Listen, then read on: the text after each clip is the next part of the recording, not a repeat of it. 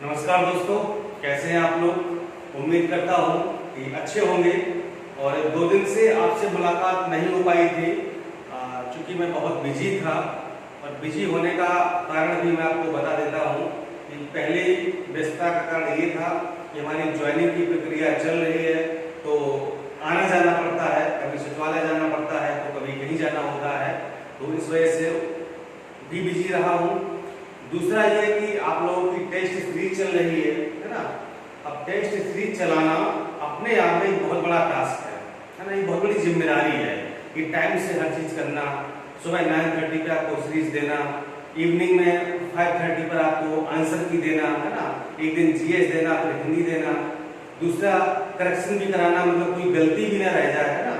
मतलब उसको 2-3 स्टेज पर फिल्टर कराना, क्रॉस चेक कराना, प्रूफ रीडिंग कराना, मतलब की गलतियां ना हो। ठीक है, तो इसमें भी थोड़ी सी व्यस्तता चल रही थी क्योंकि सीरीज अब प्रारंभ हो चुकी है। ठीक है, क्योंकि जब कोई काम स्टार्ट होता है तो वहां पर थोड़ी सी दिक्कत आती है, लेकिन जब वो फ्लो में आ जाता है तो धीरे धीरे समस्याएं रेक्टिफाई होने लगती हैं, सॉल्व होने लगती हैं। ठीक है, तो 2 दिन आपको वीडियो नहीं मिला, इसके लिए हम क्षमा चाहते हैं और माफी चाहते हैं कि बिजी इतना था तो मैं क्या कर सकता हूँ। ठीक है, दूसरी बात यह है कि मैटर भी खुद बनाना है और लिखना भी है, रिकॉर्ड भी करना है, अपलोड भी करना है, सारे काम तो मुझे ही कर रहे हैं। ठीक है, और मैं हूँ सिर्फ अकेला इंसान, तो अकेला इंसान कितना कर सकता है। ठीक है, हालांकि हमारी टीम है जो बहुत सपोर्टिव है और मुझे सीरीज में बहुत सपोर्ट कर रही है, चाहे वो क्वेश्चन बनाने वाले हों, चाहे वो बच्चे हमारे टाइप करने वाले हों, चाहे वो प्रूफ रीडर हों। ठीक है, मतलब सब लोग बहुत सहयोग कर रहे हैं, तभी तो इतनी अच्छी सीरीज आपको मिल पा रही है। अभी जो 1-2 सीरीज गई हैं आप लोगों के पास और आपके जो कमेंट आए हैं, उन कमेंट से लग रहा है कि वास्तव में जो हम लोगों की मेहनत है वो सफल हो रही है। जो हम लोग रात में 2-2, 3-3 बजे तक जाग करके सीरीज को तैयार कराते हैं, कहीं कोई गलती ना हो जाए, कोई मिस्टेक ना हो जाए, अब लग रहा है कि वास्तव में वो हमारी मेहनत सफल हो रही है। और अगर हमारी मेहनत सफल हो रही है, इसका मतलब आप सिलेक्शन के नजदीक पहुंच रहे हैं, है ना। सिलेक्शन क्या और पास जा रहे हैं। तो हम भी अपने स्तर पर प्रयास कर रहे हैं, आप अपने स्तर पर प्रयास करिए। जब दोनों लोग मिल करके प्रयास करेंगे तो ये तय है कि जो भी आपकी मंजिल है, जो भी आपका लक्ष्य है, उसको आप एक दिन जरूर हासिल करेंगे। ठीक है, बस दोस्तों यही आप लोगों के लिए कर रहा हूँ, जो भी कर रहा हूँ, आपका मुझे सहयोग चाहिए। ठीक है, और जब तक आपका सहयोग नहीं मिलेगा तब तक कोई भी काम संभव नहीं है। ठीक है, सीरीज प्रारंभ हो चुकी है, बहुत सारे लोगों ने ज्वाइन कर लिया है। अगर आपने ज्वाइन नहीं किया तो आप अभी भी ज्वाइन कर सकते हैं। 2 टेस्ट हो चुके हैं। ठीक है, तो जो लोग ज्वाइन करेंगे तो जो टेस्ट हो चुके हैं वो भी आपको मिलेंगे। ऐसा नहीं कि जो टेस्ट हो गए हैं वो आपको नहीं मिलेंगे। ठीक है, आप चाहे जब ज्वाइन करें, चाहे आप भले ही 10 दिन बाद ज्वाइन करें, 15 दिन बाद ज्वाइन करें, ठीक है, चाहे आप एग्जाम के 2 दिन पहले ज्वाइन करें, आपको पूरे 10 की 10 सीरीज मिलेगी। 10 सीरीज जीएस की और 10 सीरीज आपको हिंदी की मिलेंगी। आपका जब मर्जी हो तब आप ज्वाइन करिए। ठीक है, कोई इशू नहीं है। और हम लोग पढ़ रहे थे, चलिए मुद्दे पर आते हैं। और हम लोग इतिहास पढ़ रहे थे और इतिहास में एक टॉपिक छूट रहा था, छोटा सा था। हम लोग संगम काल पढ़ रहे थे, संगम युग पढ़ रहे थे। वहां पर हम लोग उसकी जो राजनीतिक व्यवस्था थी, उसका जो साहित्य वगैरह था, काव्य वगैरह थे, वो सब पढ़ लिए थे। यानी कि संगम का जो युग का इतिहास था वो हम पढ़ चुके थे। तो आज जो संगम काल के 3 वंश हुए हैं या जो 3 राज्यों के शासक हुए हैं, उनको हमें आज पढ़ना है और इसके बाद इसको हम कर देंगे समाप्त। जो हमारा अगला टॉपिक आएगा वो होगा गुप्त काल या गुप्त साम्राज्य। ठीक है, बहुत ही इंपॉर्टेंट होगा। ठीक है, अब क्योंकि इसको छोड़ हम इसलिए नहीं सकते हैं क्योंकि कभी कभी यहाँ से चोल से, पांड्य से या चेर से सवाल आ जाते हैं, इसलिए इसको हम डायरेक्टली छोड़ नहीं सकते हैं, है ना। तो पढ़ लेते हैं। चलिए शुरुआत करते हैं। तो हम सीधे सीधे सी बात है कि 3 राज्य हमको यहाँ पर पढ़ना है। चोल राज्य के बारे में, चेर राज्य के बारे में और पांड्य राज्य के बारे में हमको यहाँ पर पढ़ना है। ठीक है, तो सबसे पहले आते हैं हम लोग चोल राज्य पर। ठीक है, अब देखिए पढ़ना कैसे है, क्योंकि यहाँ से प्रश्न कभी कभी आते हैं और जो भी पूछा जाता है वो डायरेक्ट पूछा जाता है। ठीक, मतलब घुमा फिरा के इधर उधर की बातें या बहुत गहराई में प्रश्न नहीं बनता है। ठीक है, क्योंकि मतलब टॉपिक बहुत ज्यादा मतलब पढ़ने वाला नहीं है ना, तो सुपरफिशियल बेसिक जो रहता है, जो बेस रहता है, वहीं से प्रश्न बनते हैं। तो मैंने भी आपको उसी तरीके से पढ़ाने का प्रयास किया है, बहुत अंदर नहीं जाएंगे। तो इसकी प्रमुख बातें हैं उन्हीं पर हम लोग चर्चा करेंगे। तो हम देखते हैं कि जो हमारा चोल राज्य है या जो चोल वंश था उस समय, तो उसके जो शासक थे, ठीक है, उन शासकों ने कहां से कहां तक अपने राज्य को फैला के रखा था, अर्थात उसका विस्तार कहां था, उसकी सीमाएं कहां कहां तक फैली हुई थी, ये बात हम लोग जानने का प्रयास करेंगे। तो ये पूर्वी तमिलनाडु में पेन्नार तथा वेल्लारू नदियों के मध्य में स्थित था। कौन सा राज? चोल राज। दो नदियां थी, एक पेन्नार नदी और एक वेल्लारू नदी थी। तो इनके मध्य में जो स्थान था, जो क्षेत्र था, उसमें चोल राज्य फैला हुआ था, ठीक है। और इनकी जो प्रारंभिक राजधानी थी वो थी उत्तरी मनलूर, ठीक है।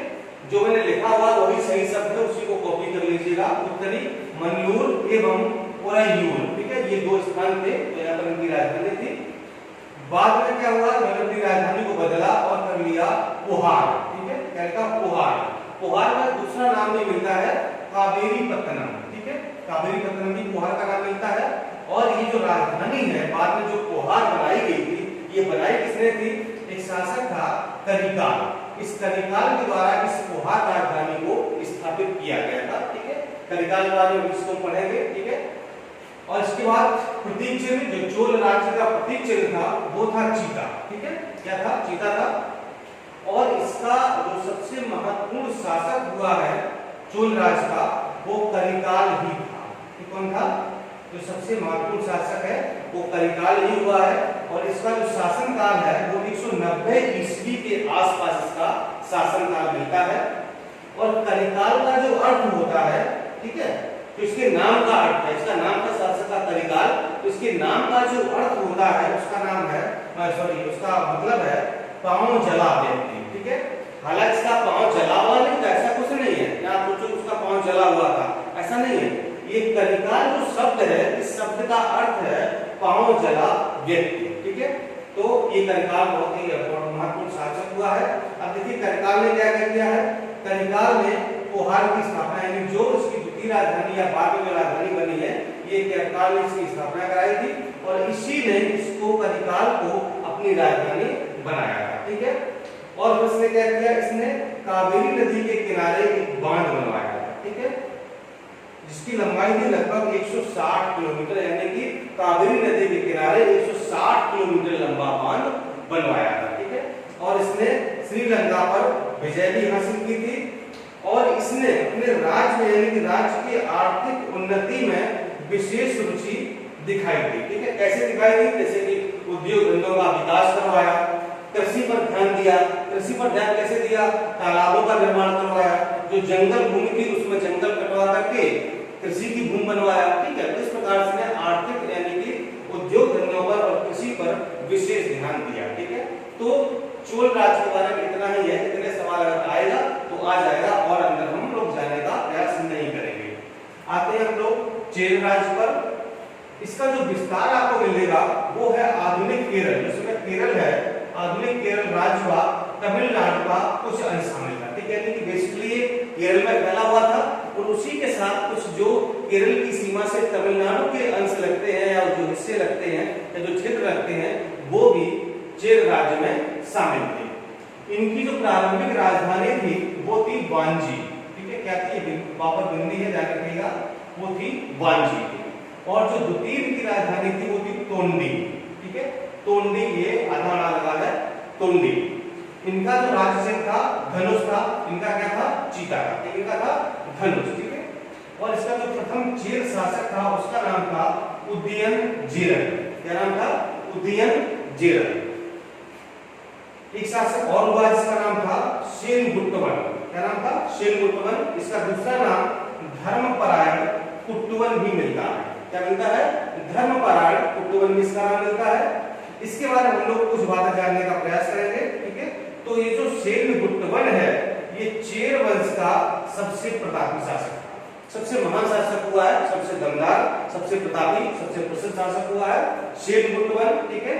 और इसे लाल चेर के नाम से भी जाना जाता है, लाल चेर भी कहा जाता है। तो प्रश्न आ सकता है कि निम्न में से किस चेर शासक को लाल चेर भी कहा जाता है? तो वो था सेनगुट्टवन, ठीक है। इसके बाद अधिराज की उपाधि धारण की, इसने जो अपने उपाधि लोग धारण करते थे उसने अधिराज की उपाधि धारण की थी। और चेर राज्य में पत्नी यानी कि पत्नी पूजा प्रारंभ की थी। ठीक है, यानी कि इसके राज्य में जो महिला की जो पत्नियां थी उनकी पूजा प्रारंभ की गई। ठीक है, पत्नी पूजा शब्द मिलेगा, इस पत्नी का मतलब होता है पत्नी पूजा। ठीक है, यानी कि पत्नी की पूजा की जाती थी। ठीक है, सोचिए अगर आज के दौर में ये शासक होता तो क्या स्थिति होती, आप समझ सकते हैं इन चीजों को। ठीक है, तो और पत्नी पूजा को दूसरे नाम से जाना जाता है कड़गी पूजा है। ठीक है, कड़गी पूजा मतलब कि ये आधा आड़ा है, ये पूरा आड़ा है, पर रिलीजन के हिसाब से कड़गी कहा जाता है, कड़गी पूजा भी कहा जाता था इसको। अब आते हैं पांड्यराज पर। ठीक है, इसका जो विस्तार आपको मिलेगा वो सुदूर दक्षिण और दक्षिण पूर्वी भाग में, जो कि आधुनिक तमिलनाडु में। ठीक है, यानी कि आधुनिक जो तमिलनाडु है वहां पर जो एकदम से दक्षिण वाला भाग है, जो समुद्र के किनारे लगता हुआ भाग है, एकदम से अंतिम में दक्षिण में जो है, तो मदुरै साइड का जो भाग है वहां पर ये राज्य फैला हुआ था। और इसकी जो राजधानी प्रारंभिक थी वो थी कोलकई। फिर इन्होंने द्वितीय राजधानी बनाया जिसको मदुरै को दूसरी राजधानी इन्होंने बनाया। राज चिन्ह इनका मछली था, ध्यान रखिएगा तीनों का, चोल का चीता, चेर का धनुष और पांड्य का मछली। ठीक है, चीता धनुष मछली। यह राज्य मोतियों के लिए प्रसिद्ध था। ठीक है, यहाँ पर मोती बहुत पाए जाते थे। तो पूछा जाएगा कि निम्न में से कौन सा राज्य मोतियों के लिए प्रसिद्ध था, चोल, चेर, पांड्य या कुछ और। ठीक है, इनमें से कोई नहीं या सभी। ठीक है, तो जो पांड्य राज था वो मोतियों के लिए बहुत ही फेमस था।